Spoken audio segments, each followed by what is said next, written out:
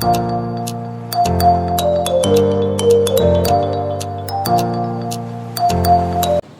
انصار احمد صاحب، آپ لوگوں کی زوردار تالیاں۔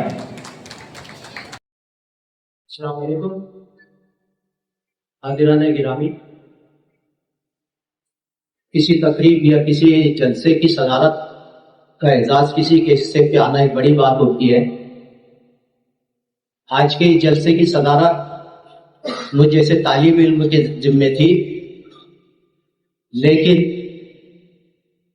ادب، تہذیب، ہماری روایتیں، ہماری اقدار اس بات کی قطعی اجازت نہیں دیتی کہ جس شخصیت نے مجھے اس قابل بنایا کہ میں کہیں کی صدارت کر سکوں، اگر وہ شخصیت وہاں موجود ہو تو پھر اس شخصیت کے موجودگی میں کسی دوسرے کو صدارت دینا یہ ہماری تہذیب کے خلاف ہوتا ہے۔